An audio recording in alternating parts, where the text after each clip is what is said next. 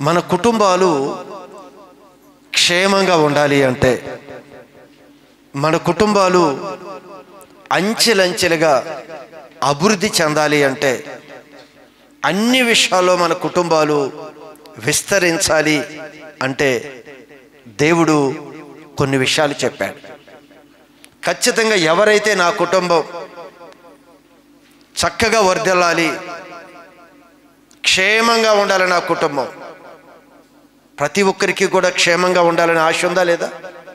అందరి కుటుంబాలు కూడా క్షేమంగా ఉండాలి. మనమే కాదు, మన పిల్లలతో, మన తల్లిదండ్రులతో, మన కుటుంబం అంతా క్షేమంగా ఉండాలి అనే ఆశ. క్షేమంగా ఉండాలి అనే ఆశ ఉంది. ఎలా ఉంటే క్షేమంగా ఉంటుంది అనేది అసలు దేవుడు ఇచ్చిన వివరణ మనకి ఎక్కడ దొరకదండి. దేవుడు తన పిల్లలకి ఇచ్చే వివరణ బైబిల్ గ్రంథంలో చాలా చక్కని వివరణ ఉంటుంది, మనకి ఎక్కడ దొరకదు.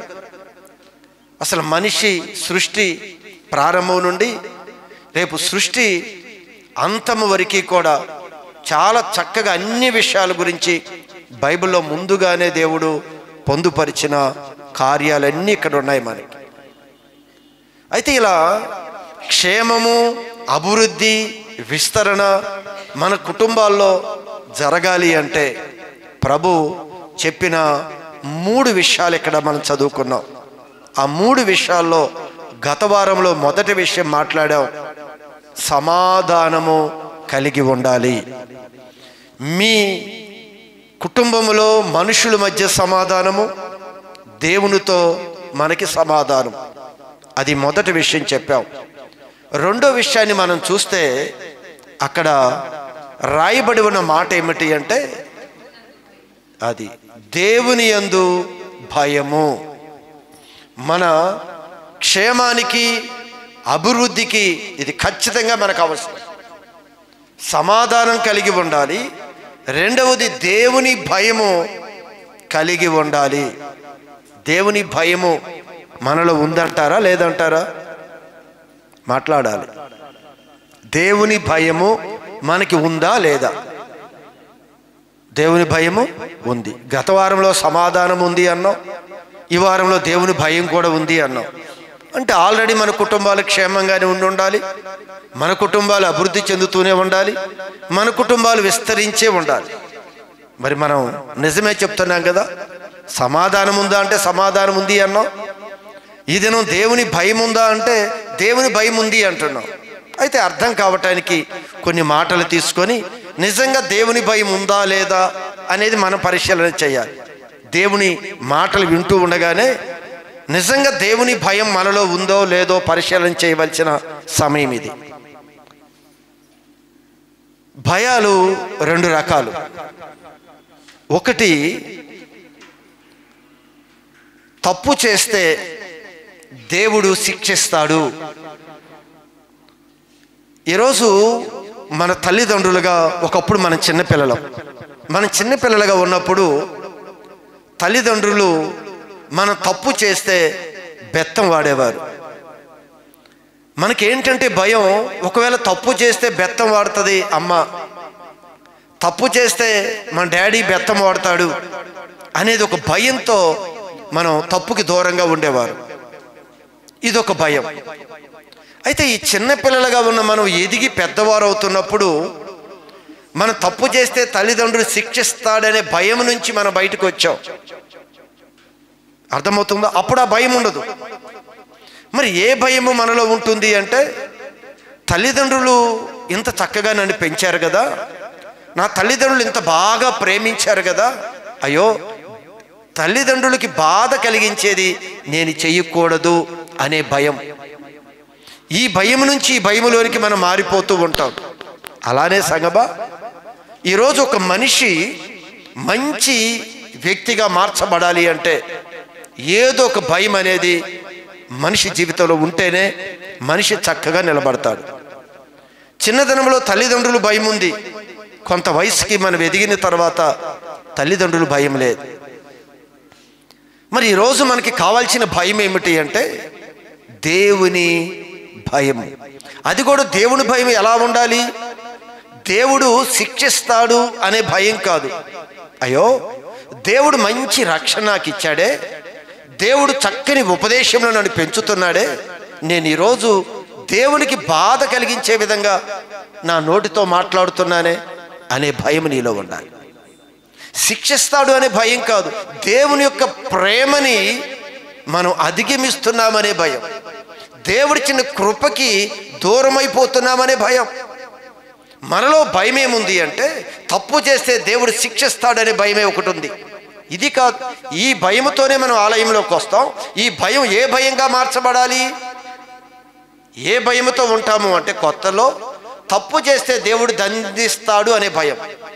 ఈ తప్పు చేస్తే దేవుడు దండిస్తాడు అనే భయములో నుండి ఇప్పుడు దీనిలోకి మనం రూపాంతరము చెందాలి అంటే, దేవుడు ప్రేమను బట్టి ఇంతగా దేవుడు ప్రేమిస్తున్నాడు కదా, ఆయనకి నచ్చనిది నేను చేస్తున్నానే, దేవుడు బాధపడతాడే అనే భయం రావాలి.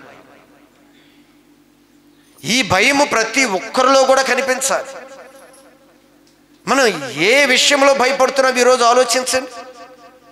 దేవుడు దండిస్తాడో, దేవుడు మనకు సహాయం చేయడో, ఏదో రకాలుగా భయపడుతున్నామే కానీ దేవుడు బాధపడతాడే? ఇంతగా పరిశుద్ధ రక్తంతో మనల్ని కడిగి నీతిమంతులుగా మార్చాడు కదా దేవుడు. ఈరోజు నీతి తప్పితే దేవుడు నన్ను బట్టి బాధపడతాడు కదా అనే భయం మనలో ఉండాలి. ఈ భయాన్ని దేవుడు కోరుకుంటూ ఉన్నాడు. చూడండి, మీరు జాగ్రత్తగా గమనిస్తే ఒక సందర్భాన్ని మీకు తెలియచేస్తాను. ఒక సమయంలో దావీదు తప్పు చేశాడు. తప్పు చేసినప్పుడు ఇది తప్పు అనేది తనకి అంత అవగాహన కాలేదు. అయితే ఒకరు దినాన దేవుడే నువ్వు చేస్తుంది తప్పు అని మాట్లాడాడు.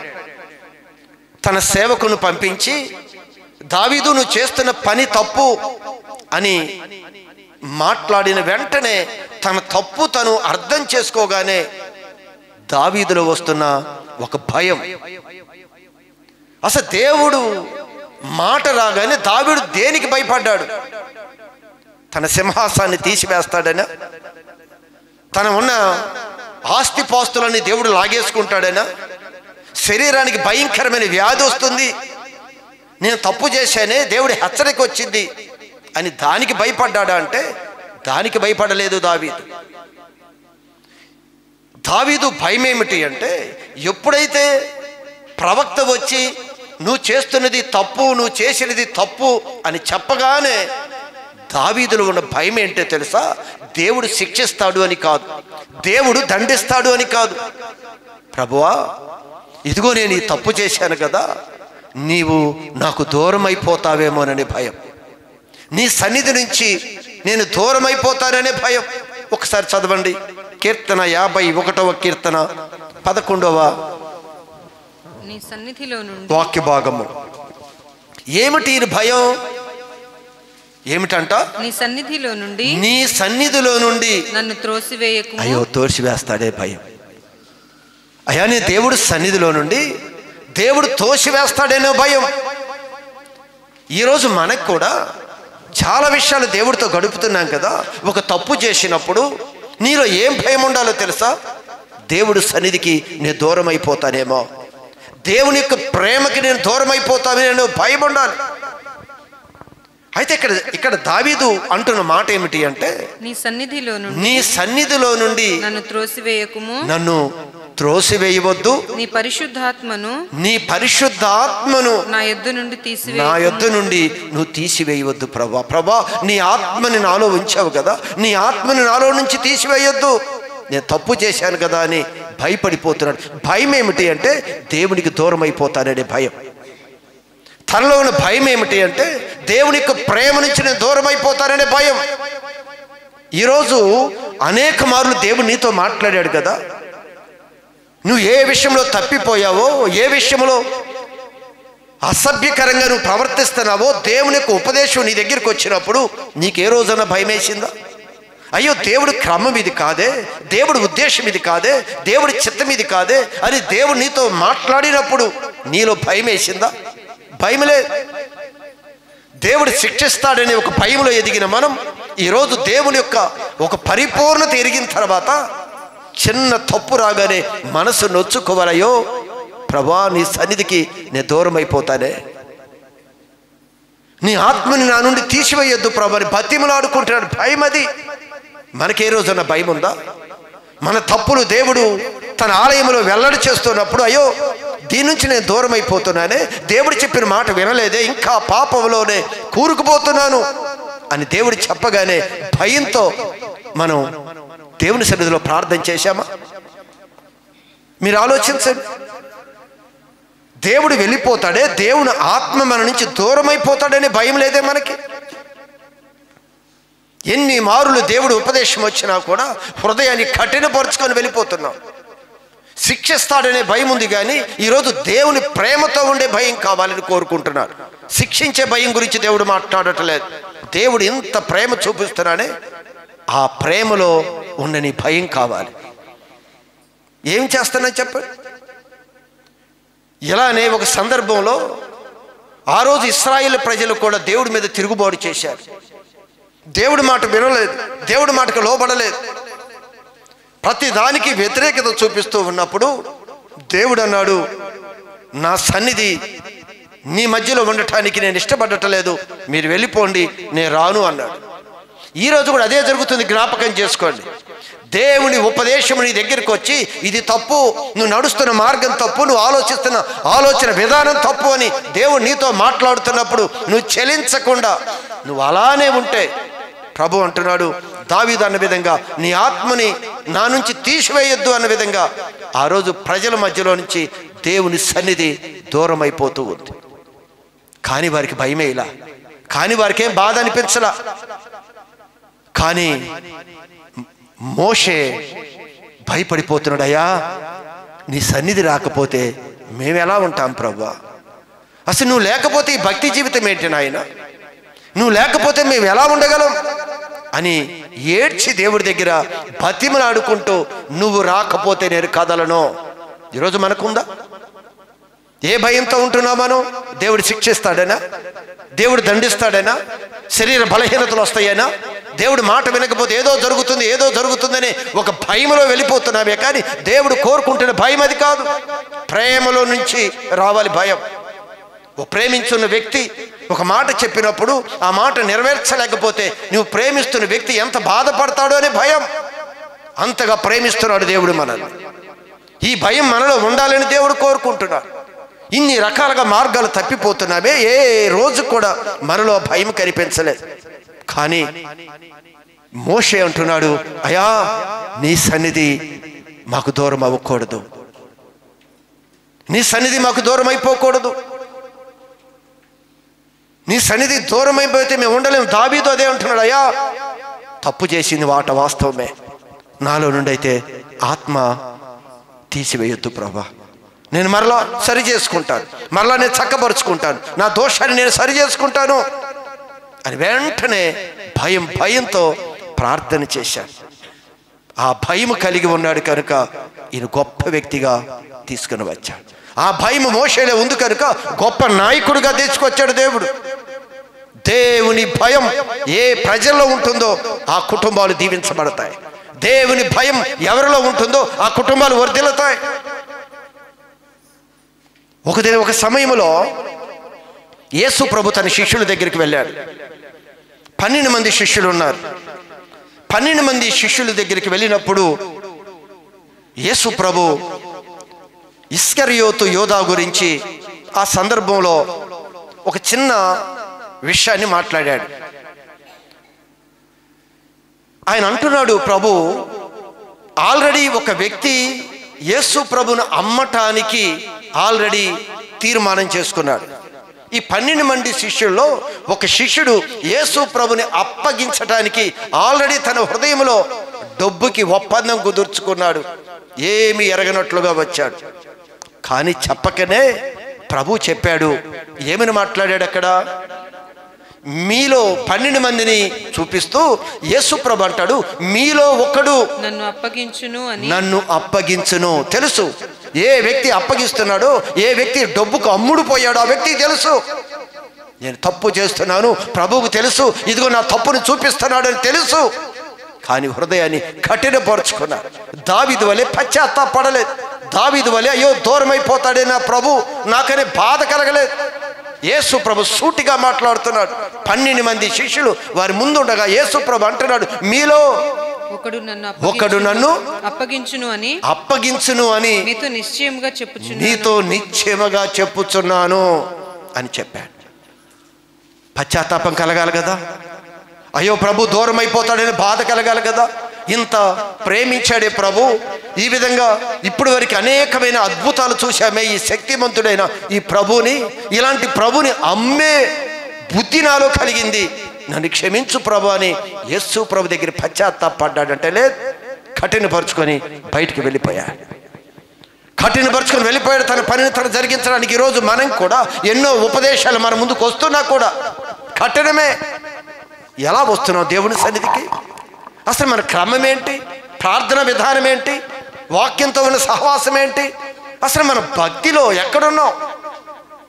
ఏ భయము లేకుండానే మన దేవుడి సన్నిధికి వస్తున్నామే. ఏ రోజన్నా భయపడ్డామా? అయ్యో, ఇంత ప్రేమించిన దేవుడు, ఇంత విమోచించిన దేవుడు, ఇంత రక్షణ ఇచ్చిన దేవుడు సన్నిధిలోనికి నేను ఏ విధంగా నిర్లక్ష్యంగా ఉన్నాను? దేవుడి కొరకు ఏదైనా మనం చేయటానికి ఏమైనా పూనుకున్నామా? దేవుడు ఎన్నో టాలెంట్లు ఇచ్చాడే, మనకి ఎన్నో పరిస్థితులు ఇచ్చాడే. ఏదైనా ఏ రోజైనా దేవుని కొరకు ప్రతిష్ఠించుకునే ఒక అనుభవంలోకి మనం వచ్చామా? లేదు. వెళ్ళిపోయాడు, ఊరేసుకొని చచ్చిపోయాడు. దేవుడి మాటకి ఖాతరు చేయకుండా, లక్ష్య పెట్టకుండా వెళ్ళి ఊరేసుకొని చచ్చిపోయాడు. కానీ దావీదు అలా ఊరేసుకోలేదు. సింహాసనం మీద కూర్చోపెట్టాడు దేవుడు. దేవుని భయమున్న దావీదైనా, దేవుని భయమున్న మోషే అయినా దాని స్థితిలో ఉన్నతంగా తీసుకుని వెళ్ళాడు దేవుడు. ఈరోజు మన జీవితంలో కూడా ఏ భయము మనలో ఉంది? శిక్షిస్తాడనే భయం కాదు, దానిలో నుంచి మనం ముందుకు రావాలి. దేవుని యొక్క ప్రేమలో నుంచి ఈరోజు మనకు భయం కావాలి. ఇంత ప్రేమిస్తున్న దేవుడి ముందు మాట తప్పొద్దు. దేవుని ముందు మనం దేవుని యొక్క మహింపరిచే విధంగా మన వ్యక్తిత్వాన్ని కనపరుచుకోవాలి. మనందరి జీవితాల్లో ఒకటి గమనించండి, అసలు దేవుడు అసలు మనలో ఏం కోరుకున్నాడో మీకు తెలుసా? అసలు మనలో ఏం కోరుకుంటున్నాడో దేవుడు ఒక్కసారి మీరు ఆలోచించండి. ఎన్నో ఉపదేశాలు మనం వినుకుంటూ వెళ్ళిపోతున్నాం. ఏదో కాలక్షేపంగా ఆలయానికి రావాలి అని వస్తున్నాం. నిజముగా ప్రభువుని సేవించడానికి మనం వస్తున్నామా? మీరు ఆలోచించండి. అసలు దేవుడు ఏం కోరుకున్నాడో ఒక విషయం మనం ఆలోచిద్దాం. చూడండి, బైబిల్ గ్రంథంలో ద్వితీయోపదేశకాండము 10వ అధ్యాయము 12వ వాక్య భాగము. ద్వితీయోపదేశకాండము 10వ అధ్యాయము 12వ వాక్య భాగం. కాబట్టి ఇశ్రాయేలు అంటే దేవుని పిల్లలని సంబోధిస్తూ ఉన్నాడు. మనము ఈరోజు ఇశ్రాయేలీలు అనే పదాన్ని మన వైపు తిప్పుకొని ఆ ఉపదేశాన్ని మనతో మాట్లాడుతూ ఉండగా మనం వాళ్ళకిద్దాం. దేవుడు మనతో ఏం చెప్తున్నాడు? ఇశ్రాయేలు, నీ దేవుడైన యెహోవాకు, నీ దేవుడైన నువ్వు ఆరాధించి నువ్వు సేవిస్తున్న నీ దేవుడైన యెహోవాకు భయపడాలి. దేవుడు ఏం కోరుకుంటున్నాడు జాగ్రత్తగా గమనించండి. ఒకటి, ఆయన అంటున్నాడు, నువ్వు సేవిస్తున్న దేవుడు, నీకు రక్షణ ఇచ్చిన దేవుడు, నిన్ను నీతిమంతులుగా మార్చిన దేవుడికి నువ్వు భయపడాలి. ఎవరికి భయపడుతున్నావు? ప్రభు అంటాడు, ఈ శరీరాన్ని పాడు చేసే మనుషులకి భయపడద్దు. ఎవరికి భయపడమన్నాడు ఒకసారి చదవండి. ఈ రోజంట ఈ శరీరాన్ని బాధ పెట్టే మనుషులకు భయపడుతున్నావు, ఈ శరీరాన్ని బాధ పెట్టే రోగానికి భయపడుతున్నావు, ఈ శరీరానికి బాధ పెట్టే అనేక విషయాలు భయపడిపోతున్నావు. కానీ దేవుడు దేనికి భయపడాలో చాలా స్పష్టంగా తెలియజేశాడు. దేనికంటే ఒకసారి రిఫరెన్స్ చెప్పండి. మత్తయి సువార్త 10వ అధ్యాయం 28వ వాక్యము. 10:28 మత్తయి సువార్త. ఆత్మను చంపనేరక, నా వైపు చూడాలి. ఎవరికి భయపడాలి? భయపడాలి కదా. ఏదో ఒక భయం అనేది ఈరోజు మంచి నీతిమంతులుగా పరిశుద్ధులుగా మనం నిలబడుతుంది. కానీ నువ్వు దేనికి భయపడుతున్నావు గుర్తుపెట్టుకో. ఒక మంచి స్థితిలో నువ్వు ఉండాలి అంటే, రేపు నీ పిల్లలైనా నీవైనా మంచి స్థితిలో ఉండాలంటే ఒక దేవుని భయం నీలో ఉండాలి. కానీ మరొక భయాలు మనలో ఉన్నాయి. దేవుని భయం అయితే లేదు అన్నట్లుగా దేవుడి వాక్యం మనతో మాట్లాడుతుంది. చదువుదాం. ఆత్మను చంపనేరక ఆత్మను సంపనేరక దేహమునే చంపువానికి ఈ దేహమునే చంపేవారికి, దేహమునే బాధ పెట్టేవారికి భయపడకుడి. భయపడవద్దు. కానీ ఆత్మను దేహమును కూడా ఈ దేహమును కూడా నరకములో నశింపచేయగలవానికి నరకములో నశింపచేసే వ్యక్తి ఒకడున్నాడు. ఆయనే మన సేవించే దేవుడు. ఆయనకి మిక్కిలి నీవు భయపడు. దేనికి భయపడుతున్నావు? శరీరాన్ని బాధ పెట్టే రోగానికి భయపడుతున్నావు. శరీరాన్ని ఒకవేళ హేళన చేసి అవమానపరిచే మనుషులకు భయపడుతున్నావు.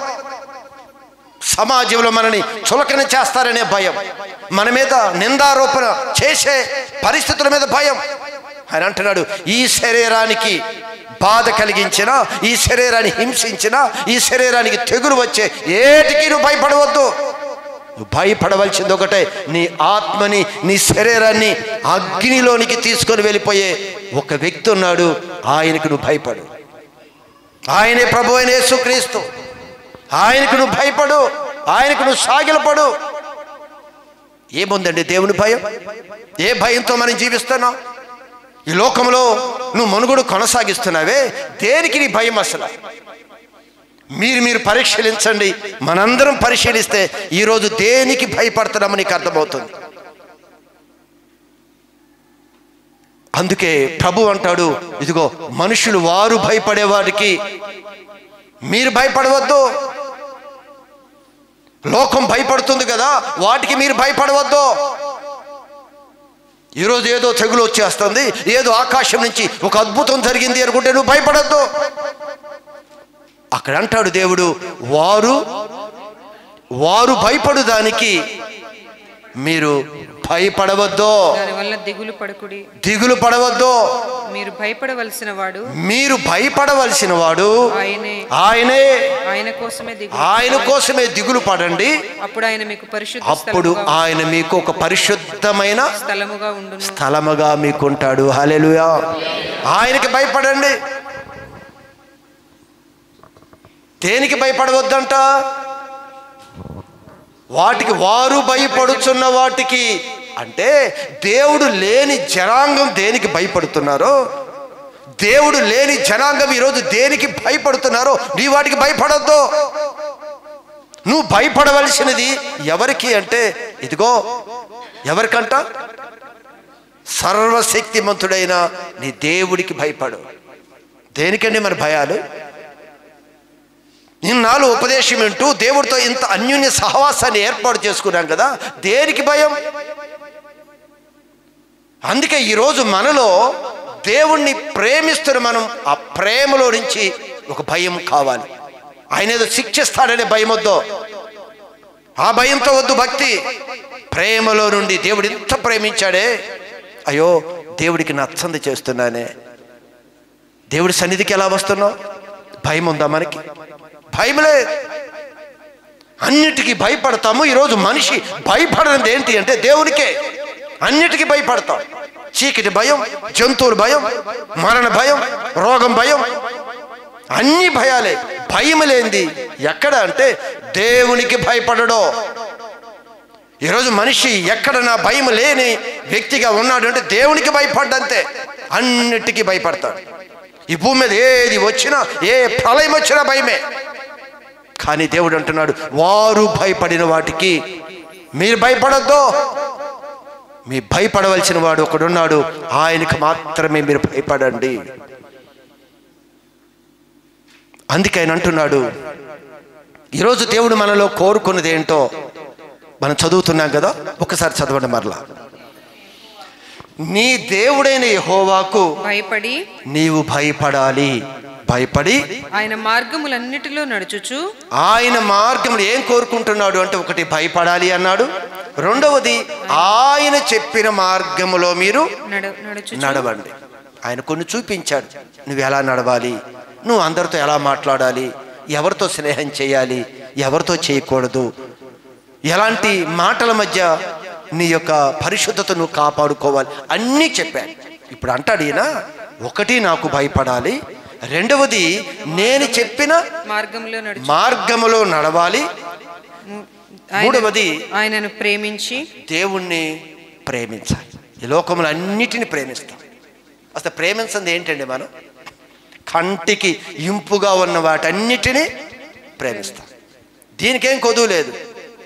కానీ ఆయన్ని ప్రేమించలేకపోతున్నాం. ఏమండి, ఆయన్ని ప్రేమిస్తే ఏముందండి? ఈరోజు లోకస్తులు అంటారు కదా, ఆయన వస్త్రము లేకుండా ఏదో సిరువులో వేలాడుతుంటే ఆయన మేమేం ప్రేమిస్తాం? ఏమైనా అందంగా అలంకరించుకున్నాడా? ఏమైనా అలంకరించుకున్నాడా ఆయన? ఏమీ లేదు. ఏం ప్రేమిస్తాం ఆయన్ని? ఆ మధ్య స్వార్థ చెప్తుంటే ఆ ఒక వ్యక్తి అడుగుతున్న మాటలు ఇవి.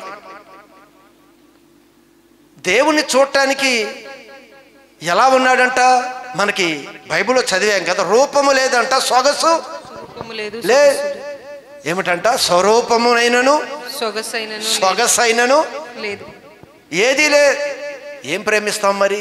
చక్కగా ఉండాలి కదా, మంచిగా అలంకరించుకోవాలి కదా, మంచి బలంగా దేహాన్ని చూపించాలి కదా, మరి ఎలా ప్రేమిస్తాం? ఈరోజు లోకము అనుకున్నట్లుగా కాదు, దేవుణ్ణి నీవు ప్రేమించలేని స్థితి కారణం ఏంటో తెలుసా? ఆయన పరిశుద్ధత ఏంటో నీకు అర్థం కాల, ఆయన గొప్పతనం ఏంటో నీకు అర్థం కాలేదు. అందుకే లోకములు ఎక్కువగా ప్రేమిస్తున్నావు. దేవుడు అన్నాడు, లోకాన్ని ప్రేమిస్తే నా ప్రేమ నీలో ఉండదు. ఈరోజు ఆ ప్రేమించలేకపోవడానికి కారణం చెప్తున్నాడు ఆయన. నువ్వు లోకాన్ని ఎక్కువగా ప్రేమిస్తున్నావు కనుక నా ప్రేమ నీలో నిలబడటం లేదు. ప్రేమిస్తున్నాను అనుకున్నా కూడా ఎందుకు నా ప్రేమ నిలబడటంలో తెలుసా? నాకన్నా ఎక్కువగా నువ్వు లోకంలో ఉన్న వాటిని ప్రేమిస్తున్నావు, కానీ నా ప్రేమ లేదు. అందుకే దేవుడు అంటున్నాడు, దేవునికి భయపడాలి, ఆయన చెప్పిన మార్గంలో నువ్వు నడవాలి, నీవు ఆయనను ప్రేమించాలి. తర్వాత ఏమన్నాడు? నీ దేవుడైన యెహోవాను నీ పూర్ణ మనస్సుతోను నీ పూర్ణ ఆత్మతోను సేవించి పూర్ణ ఆత్మ పూర్ణ హృదయం అలా సేవిస్తున్నామా? మనం అసంపూర్ణంగా దేవుని ఆరాధిస్తున్నాం. అందుకే అద్భుతం జరగదు, అందుకే దేవుని శక్తి మనలోకి విడుదల కాదు. నువ్వు పూర్ణ హృదయంగా ఇస్తే దీనిలో మరొకటి స్థానం కాదు.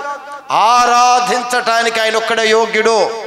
నువ్వు సంపూర్ణంగా పూర్ణ హృదయంతో ఆయన ఆరాధించవలసిందే. దేవుడి సన్నిధి అంటే పరిగెత్తుకుంటూ రావాలండి. నువ్వు దేవుడి సన్నిధి అంటే 10 నిమిషాలు ముందుగా వెళ్ళాలి, నేను దేవుని ఆరాధించాలి. ఏది పూర్ణ హృదయం? దేవుడికి సన్నిధిని దొంగిలించి వేస్తున్నామే.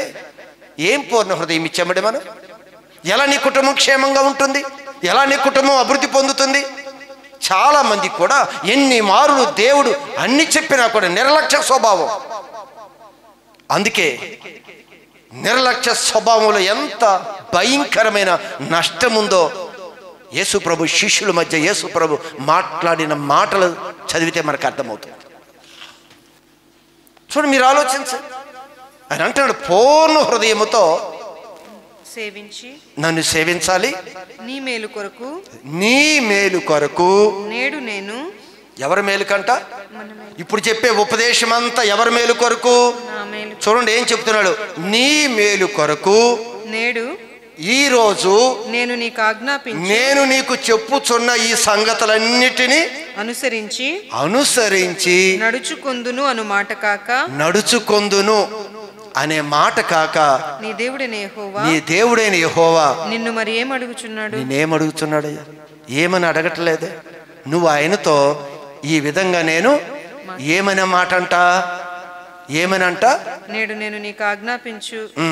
అయ్యా, ఈరోజు నువ్వు నాకు చెప్పావు కదా, నువ్వు చెప్పిన విధంగానే నేను నీ యందు భయం కలిగి ఉంటానయ్యా. నువ్వు చెప్పిన మార్గంలో నేను నడుస్తాను ప్రభా. పూర్ణ హృదయంతో నిన్ను సేవిస్తాను, నిన్ను ప్రేమిస్తాను అనే మాట కన్నా నాకు అసలు ఇంకేం అడగట్లేదు. ఆ మాట ఇవ్వు నాకు. నువ్వు ఆ మాట ఇవ్వమ్మా చాలు, నాకు ఇంకేం అక్కర్లేదు. నువ్వేదో తీసుకొచ్చి ఇస్తావు అనే దాని గురించి నేను ఎదురు చూడట్లేదు. నువ్వేదో తీసుకొచ్చి నా దగ్గరికి ఇస్తావనే విషయం గురించి నేను ఆలోచించటం లేదు. ఇంతకన్నా నీ దేవుడు నీ యొద్ద ఏమడుగుతున్నాడు? అమ్మా ఇంకేమని అడిగాడా? ఎన్ని రకాలుగా ఇన్ని సంవత్సరాల నుంచి ఇక్కడ ఉపదేశం ఉంటున్నావే, ఈ ఉపదేశంలో దేవుడు మరేమన్నా అడిగాడా నిన్ను? ఏది నేను అడగలేదు ఆయన. ఏ విషయంలో ఆయనని తొందర పెట్టలేదు, ఏ విషయంలో ఆయనని బలవంతం చేయలేదు, ఏ విధంగా బలవంతంగా ఇది ఇవ్వు అని ఏ రోజు దేవుడు మనతో మాట్లాడలేదు. మాట్లాడా? నీ స్వేచ్ఛకు వదిలేశాడు ఆయన, నీ మనస్సాక్షి నీకు వదిలేశాడు ఆయన. ఏ విషయంలో కూడా ఆయన నిర్బంధించలేదు నిన్ను, ఇది చేయి, ఇది ఇవ్వు. దేవుడు దానికి కాదండి, ఆయన అంటున్నాడు, ఇదే కదమ్మా నిన్ను కోరుకుంది. అయ్యా నీ కోరుకుంది ఇదే కదా, నిన్నేమని అడిగానా? నేను ఏమీ అడగలేదు కదా. పూర్ణ హృదయంతో నన్ను అనుసరించవా, నన్ను ప్రేమించవా, నా మాట వినవా, నా యందు భయం లేని వ్యక్తిగానే నువ్వు జీవిస్తావా? ఈ ఒక్క మాట అంట నీ నోటిలో నుండి ప్రభుకు వినిపిస్తే ఇంతకన్నా నీ వద్ద ఏమడుగుతున్నానే? నేనేం అడగటలేదు కదా నిన్ను. చూశారా దేవుడు యొక్క వేదన? విన్నారా? కూడి వచ్చిన జనాంగమా, వింటున్న ప్రతి ఒక్కరూ కూడా దేవుడు ఏమి కోరుకున్నాడో ఆలోచించాడు. ఈరోజు కొన్నిసార్లు ఈ మాటలు మన చెవుల్లోకి వెళ్ళం, కొన్నిసార్లు వెళ్ళినా అది ఇంకొక మార్గం నుంచి వెళ్ళిపోతాయి. దుష్టుడు వెతుకొని వెళ్ళిపోతాడు, సిద్ధంగా ఉన్నాడు. ఇంత ఉపదేశం నీ దగ్గరికి ఇచ్చినా దుష్టుడు దాన్ని వెతుకొని వెళ్ళటానికి సిద్ధంగా ఉన్నాడు. మెలకు కలిగి నువ్వు భద్రపరుచుకో ఈ మాటలు. నువ్వు క్షేమంగా ఉండాలి, అభివృద్ధి పొందాలి, విస్తరించాలి, నీకు ఆలోచన ఉంటే ఖచ్చితంగా ప్రభువు చెప్తున్నాడు, ఇదిగో నీకుండవలసిన విధానం ఇది, నీ కోరుకున్నది ఇది, మీలో నేను కోరుకుంటుంది ఇదే అని ప్రభువు చెప్తున్నాడు కదా మనకి. గమనించండి సంగమా, దేవుడు ఎంత ప్రేమిస్తున్నాడో తెలుసా? దేవుడి ప్రేమ ఎంత గొప్పదో మీకు తెలుసా? మరొక విషయాన్ని మీకు చెప్తాను. చూడండి, బైబిల్ గ్రంథంలో దేవునికి భయపడటం. ఒకసారి ఒక సందర్భంలో అబ్రహాము ఒక 100 సంవత్సరాలు వయసు వస్తుంది అబ్రహాముకి సుమారు. ఆ సమయంలో దేవుడు ఒక కుమారుణ్ణి ఇచ్చాడు. జాగ్రత్తగా నా వైపు చూడాలి. సుమారు ఒక 100 సంవత్సరాల వయసులో దేవుడు అబ్రహాముకి ఒక చక్కని కుమారుణ్ణి ఇచ్చాడు. ఎన్నో సంవత్సరాలు ఎదురు చూశాడు ఆ బహుమానం కొరకు. దేవుడు ఇస్తాను అన్నాడు, మాట తప్పడు. ఇది నెలలు సంవత్సరాలు గడుస్తున్నా కూడా ఎదురు చూస్తూ ఉన్నారు, దేవుడు ఇస్తాను అన్నాడు అని. సుమారు 100 సంవత్సరాల వయసు వచ్చింది. అప్పుడు దేవుడు ఓ చక్కని కుమారుణ్ణి ఇచ్చాడు. అయితే చక్కని కుమారుణ్ణి ఇచ్చాడు, చక్కగా తల్లిదండ్రులు పెంచుకుంటూ ఉన్నారు. ఆ కుమారుడు సంవత్సరము ఎదుగుతూ ఒక మంచి స్థితిలోనికి ఆ కుమారుడు ఎదుక్కుంటూ వచ్చాడు. అయితే సమయం రాగానే ఒకరోజు దేవుడు అబ్రహాముతో చెప్తాడు, అబ్రహామా, నీకు నేను ఒక బహుమానం ఇచ్చాను కదా, నీకు ఒక కుమారుణ్ణి ఇచ్చాను కదా, ఆ కుమారుణ్ణి నాకు ఇచ్చేసేయి అన్నాడు. ఆ కుమారుణ్ణి నాకు ఇచ్చే అని దేవుడు అబ్రహామును అడగగానే అబ్రహాము చాలా ఆనందించాడంట. చాలా సంతోషంగా తన కుమారుణ్ణి దేవునికి బలివ్వటానికి వెళ్ళిపోయాడు. మోరియా పర్వతం మీదకి తీసుకొని వెళ్ళి దేవుడికి బలివ్వటానికి బలిపీట మీద తన కుమారుణ్ణి చేతులు కాళ్ళు కట్టేసి బలిపీట మీద పొనుకోబెట్టి కత్తి తీసుకొని బలి అర్పించబోతూ ఉండగానే దేవుడు అబ్రహాముతో మాట్లాడుతూ ఉన్నాడు. ఏమంటాడు? అబ్రహామా, ఏం మాట్లాడాడు అక్కడ? ఆ చిన్నవాని మీద చెయ్యి వేయకుము, నీవు చెయ్యి వేయవద్దు, అతనినేమీ చేయకుము, అతను ఏది నువ్వు చేయవద్దు, నీకు ఒక్కడై ఉన్న నీ కుమారుణ్ణి నాకు ఇవ్వటానికి నీవు వెనుతిరగలేదు కనుక నీవు దేవునికి భయపడువాడివి అని ఇప్పుడు నేను తెలుసుకున్నాను. ఇందువల్ల నాకు అర్థమైందో తెలుసా? నువ్వు దేవునికి భయపడువాడివి. ఏమిటి భయం అండి ఇక్కడ? దేవుడు పిల్లాన్ని అడగగానే ఇవ్వకపోతే దేవుడు ఏమన్నా చేస్తాడనే భయమా? కాదు. దేవుడు నాకు ఇచ్చాడు, ఈరోజు నా దేవుడు నా కుమారుణ్ణి అడిగాడు అని ఆనందంగా, ఒక్కవేళ నేను ఆలస్యం చేస్తే నా దేవుడు హృదయం బాధపడదా? నా దేవుడిని అడిగాడు కదా, నేను ఇవ్వకపోతే దేవుడు బాధపడడా అని భయంతో నా దేవుడు మనసు ఎక్కడ నొచ్చిపోకూడదు, అని తన కుమారుని బలిపీఠం మీద పెట్టాడు. బలి అర్పించడానికి సిద్ధమయ్యాడు. దేవుడు అంటున్నాడు, అబ్రహామా, నీవు ఈ విషయంలో నాకు నువ్వు భయపడుతున్నావు. దేవుడు ఈరోజు మన జీవితంలో ఏది మనల్ని విడిచిపెట్టమన్నాడో, దేవుడు ఏదైతే మనల్ని ఇవ్వమన్నాడో దీన్ని తీసివేయి. నువ్వు భయంతో తీసివేస్తున్నావా? దేవుని భయం ఏంటో అర్థమైందా? ఇదేదో చేస్తాడని దేవుడు ప్రేమలో నుంచి వచ్చే భయం. నువ్వు దేవుని ప్రేమిస్తున్నాడని చెప్తున్నావే, దేవుడు అంటే బాగా ఇష్టమని చెప్తున్నావే. ఇష్టపడే నీవు దేవుడి కొరకు ఏం చేశావు? దేవుడు విడిచిపెట్టమంది నువ్వు విడిచిపెట్టావా? అబ్రహామా, నీ కుమారుడు విడిచిపెట్టేసేయ్. ఓకే ప్రభా, ఓకే, నువ్వు ఇచ్చావు, తీసివేయమంటున్నావు. ఆనందంగా దేవుడి మనస్సుని నొచ్చుకోకూడదు, దేవుడి మనస్సుని నేను ఎక్కడ బాధ పెట్టకూడదు అనే ఒక భయం. ఈరోజు దేవుడి ముందు సాక్ష్యం పొందాడు. నిజముగా నీవు నాకు భయపడుచున్నావు, నిజముగా నీవు నాకు భయపడుచున్నావు.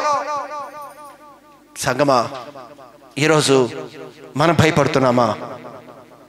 మనం భయపడుతున్నామా? ఆలోచించు. ఎన్నో మన ముందుకు వస్తున్నాయే, ఎన్నో విడిచిపెట్టమని చెప్పాడు, ఎన్నో తీసివేయమని చెప్పాడే. ఏ తీసివేశావు? దేన్ని మార్చుకున్నావు? దేన్ని సరి చేసుకున్నావు? నిజంగా భయం ఉందా? ఈరోజు నాకు భయం ఉంది అని నువ్వు మాట్లాడావు కదా, నిజంగా ఈ భయం ఉందా నీకు? దేవుడి సన్నిధి నిర్లక్ష్యం చేసి దేవుడి సన్నిధికి దూరం అయిపోయి వాక్యం లేదు, ప్రార్థన లేదు, దేవుని సన్నిధి అంటే భయం లేని విధంగా దేవాలయానికి వస్తున్నామే. ఏ రోజైనా నీ హృదయం నొచ్చుకుందా? నీ హృదయం బాధపడిందా? అయ్యో, నా దేవుడు ఇంత ప్రేమించి కలువరి శిలువలో రక్తం కార్చి నాకు విమోచించాడే, ఆయన నేను బాధ పెడుతున్నానే, నా అతిక్రమాలు నీ క్రమం తప్పి ఆయన హృదయాన్ని బాధపడుస్తున్నాననే ఏ రోజైనా బాధ వచ్చిందా నీకు? భయం లేదు, అన్నిటికీ భయపడుతున్నావు. ఈరోజు గమనించండి, దేవుని భయం ఎవరిలో ఉండదో వారు అన్ని విషయాలు భయపడవలసిందే. దేవుడికి ఎవడైతే భయపడతాడో వాడు ఏ విషయంలో భయపడవలసిన అవసరం లేదు. దేవుడికి భయపడు, దేనికి నువ్వు భయపడక్కర్లేదు. ఒకవేళ దేవునికి నువ్వు భయపడకపోతే ఖచ్చితంగా ఈ లోకంలో వచ్చే ప్రతి పరిస్థితికి నువ్వు భయపడవలసిందే. భయము, భీతి నేను వెంటాడుతుంది, భయము, భీతి నేను వెంటాడిద్ది. దేవునికి భయపడు చెప్తున్నాడు. అబ్రహాము గురించి మాట్లాడుతూ ఉన్నాడు. రాసుకునే ఆ యొక్క రెఫరెన్స్ మీరు రాసుకొని తర్వాత మీరు చదువుకుని ఆదికాండం 22:12 వచనాన్ని మీరు తర్వాత ధ్యానించండి వెళ్ళిన తర్వాత. అయితే గమనించండి, ఇది దేవుని భయం కోరుకుంటుంది. కానీ మనుషులు ఎలా ఉన్నారో తెలుసా? దేవుడు ఇంత కోరుకుంటున్నాడు కదా, మనుషులు ఎలా ఉన్నారో మీకు తెలుసా? ఒకసారి బైబిల్ గ్రంథంలో రోమా పత్రిక 3వ అధ్యాయము 18వ వాక్య భాగం ఒకసారి చదవండి. వారి కన్నుల ఎదుట, వారి కన్నుల ఎదుట దేవుని భయము లేదు, దేవుని భయము లేదు. ఆయన ఏమన్నా, నా భయపడేవారు ఎక్కడా? మీరు నాకు భయపడాలి అంటే ఇదిగో వీరికంట వారి కన్నుల ఎదుట దేవుని భయము లేదు, దేవుని భయము లేదంట. దేవుని భయం లేదంట వారి కన్నుల ఎదుట. అన్య జనాంగంతో మాట్లాడటం లేదు, దేవుని సంఘంతో మాట్లాడుతున్నాడు. వీరికి దేవుని భయం లేదు, దేవుని భయం లేదు. దేవుని భయము లేని వారు ఎలా ప్రవర్తిస్తారో తెలుసా మీకు? అది తెలిస్తే దేవుని భయం ఉందో లేదో మరొక టెస్ట్ చేసుకోవచ్చు. మనం మరొకసారి టెస్టింగ్ ఏంటి అంటే, దేవుడు భయం ఉందా లేదా అన్నదానికి భయం లేని వ్యక్తుల్లో ఎలా ఉంటారు, భయం లేని వ్యక్తుల యొక్క స్వభావము, వారి నడక, వారి పరిస్థితి ఎలా ఉంటుందో తెలుసా? ఇక్కడ మనము 18వ వచనం చదివాం కదా, 11వ వచనం నుంచి చదువుకొద్దాం. ఆ పైకి వెళ్ళి కొంచెం ఆ 11 నుంచి మనం చదువుదాం. నీతిమంతుడు లేడు అంటున్నాడు. నీతిమంతుడు లేడు, ఒక్కడును లేడు, ఒక్కడు లేడు. గ్రహించువాడెవడును లేడు. నీతిమంతుడు అంటే దేవుని యొక్క నీతి, దేవుని యొక్క మాటే నీతి. ఆ దేవుని యొక్క మాటని అనుసరించేవారు లేరు అని అర్థం. నీతిమంతుడు లేడు, ఒక్కడు లేడు అంటే దేవుడు మాట మనం చదువుకున్న భాగంలో చదివాం కదా, ఆయన మార్గములలో మీరు నడవండి అని చెప్పాం. ఇక్కడ అంటున్నాడు అలా నడిచేవాడు ఒక్కడు కూడా లేడు, గ్రహించువాడెవడును లేడు. అది ఆయన మాటలు గ్రహించేవాడు లేడు, దేవుని వెదకువాడెవడునూ లేడు. దేవుని వెదకవాడు ఎవడునూ లేడు. అందరూ త్రోవ తప్పి అందరూ కూడా త్రోవ తప్పిపోయారు. అందరూ కూడా దేవుని భయం లేకుండా, దేవుని మార్గాల్లో నడవకుండా, దేవుని ప్రేమించకుండా, దేవుని పూర్ణ హృదయంతో వెంటాడకుండా అందరూ తప్పిపోయారు. ఏకముగా పనికి మాలిన వారైపోయారు. మనం ఆ మాట అంటే ఎవరినన్నా బోలు కోపం వచ్చింది, పనికి మాలిన వాడా అన్నామనుకో, పనికి మాలిన దానే అన్నామనుకో, కోపం రాదా? ఇప్పుడు అనేస్తున్నాడు, ఏం చూశారా? మనల్ని అనలేదు. ఎవరైతే దేవుని భయం లేకుండా ఉన్నారో వారంట పనికి మాలిన వారు. అంటే పనికి దేవుడు పనికి వాళ్ళు పనికి రారంట. అది పనికి మాలిన వారు అంటే. ఏ దేవుడు పనికి వారు పనికిరారు, దేవుడు రాజ్యానికి వారు పనికిరారు. వారు ఎలా ఉన్నారు చదవండి. ఇంకా మేలు చేసేవాడు లేడు, ఒక్కడు కూడా లేడు. ఎవడు మేలు చేసేవాడు లేడంట. తన కడుపే తనకి దేవుడు, ఇంకా వేరే వాళ్ళకి పెట్టేది అక్కడ. మన కడుపే మనకి దేవుడు. మనం తిన్నామా లేదా, మనం పండుకున్నామా లేదా, మనకుందా లేదా, మేలు బయట మరొక వ్యక్తికి మేలు చేయాలనే ఆలోచన కూడా లేదు. దేవుని భయం ఉంటే అన్నీ వస్తాయండి. దేవుని భయం ఎంత ఆశీర్వాదమో తెలుసా మీకు? దేవుని భయము గొప్ప ఐశ్వర్యము. అసలు భయములో ఉందండి ఐశ్వర్యం అంటే. మీరు ఏదేదో ఐశ్వర్యాన్ని సంపాదించుకుంటాం అనుకుంటున్నారేమో.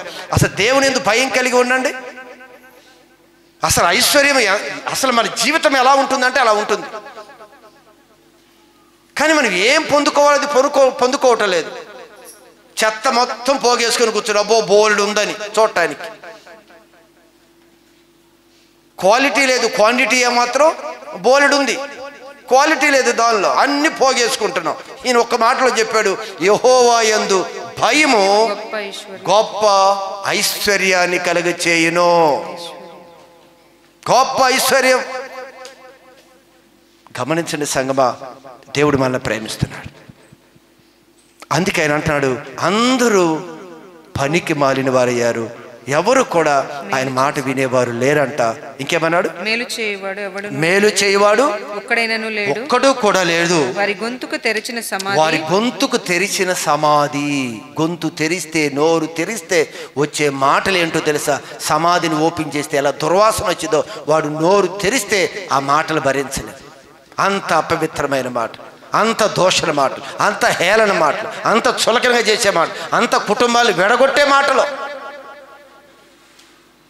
దేవుని భయం లేకపోతే ఏమొస్తాయి నోట్లో నుంచి మాటలు?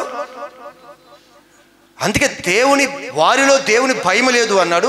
దేవుని భయం లేని వారు ఎలా ఉంటారు ఇక్కడ రాసుకుంటూ వచ్చాడు.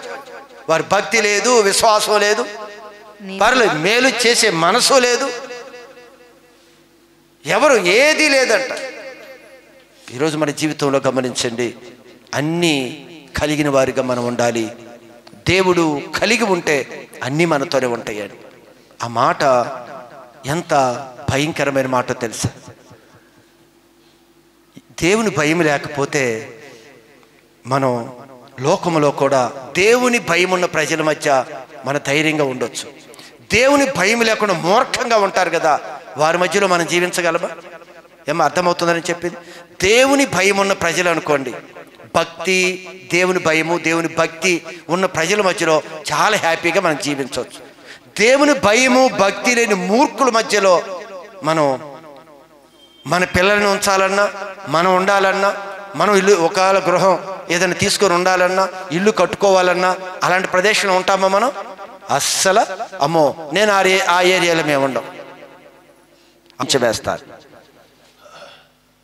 ఒక దినాన అబ్రహాము దేవుడు చెప్పిన విధంగా ఒక ప్రదేశంలో ఆయన జీవనాన్ని కొనసాగిస్తూ ఉన్నాడు. ఆ ప్రదేశంలో కరువు వచ్చిందో, కొన్ని ఇబ్బందుల వలన ఈ అబ్రహాము తన భార్యని తీసుకొని మరొక దేశానికి వెళ్ళాడు. ఎక్కడికి? తన యొక్క దేశాన్ని విడిచి అన్య దేశంలోనికి వెళ్ళాడు. ఈ అన్య దేశంలోకి వెళ్ళిన తర్వాత జాగ్రత్త వైపు చూడాలి. తన భార్యని తీసుకొని గెరారు ప్రాంతం అన్య దేశంలోనికి వెళ్ళాడు అబ్రహాము. వెళ్ళిన తర్వాత ఈ అబ్రహాము యొక్క భార్య చాలా సౌందర్యంగా అందంగా ఉంది. అయితే ఈ ప్రదేశంలోకి వెళ్ళగానే అబ్రహాముకి భయమేసింది. ఏమిటి భయము అంటే, ఒకవేళ నా భార్య అందముగా ఉంది కదా, ఈ భార్య నిమిత్తము ఎవరైనా నన్ను చంపివేసి నా భార్యను తీసుకొని వెళ్ళటానికి నన్ను హత్య చేస్తారేమో అని ఒక భయముతో ఉన్నాడు. ఆ సమయంలో రాజు ఈ అబ్రహాము యొక్క భార్య గురించి విచారణ చేశాడు. అబీమెలెకు రాజు, అవునా, విచారణ చేశాడు. విచారణ చేసినప్పుడు వారు వచ్చి, ఇదిగో నీతో ఉన్న ఈ స్త్రీ ఎవరు అని అబ్రహాముని అడిగితే, అబ్రహాము ఏం చెప్పాడో తెలుసా? ఈవిడ నా చెల్లి అని చెప్పాడు. ఈవిడ నా చెల్లి, నా భార్య అని చెప్పలేదు, నా చెల్లి అని చెప్తున్నాడు అబ్రహాం. సరే, చెల్లి అని చెప్పగానే రాజు ఆ స్త్రీని తన కోటకి తీసుకురమ్మని ఆజ్ఞాపించారు. ఈ స్త్రీని పట్టుకొని వెళ్ళిపోయాడు రాజు.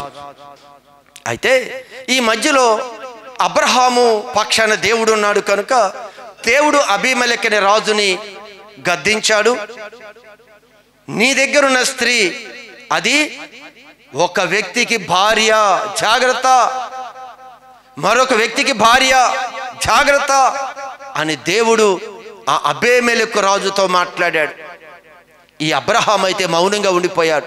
తన భార్యను పట్టుకొని వెళ్ళిపోయారు. సరే, భార్య దగ్గర నుంచి విచారణ చేసినప్పుడు నా భార్య అని చెప్పాడంటే, భార్య అంటే ఒకవేళ చంపి తీసుకొని వెళ్ళిపోతారేమో, నా చెల్లి అన్నాడు. వెంటనే రాజు తనని తన రాజ్య కోటకు తీసుకొని వెళ్ళిపోయాడు.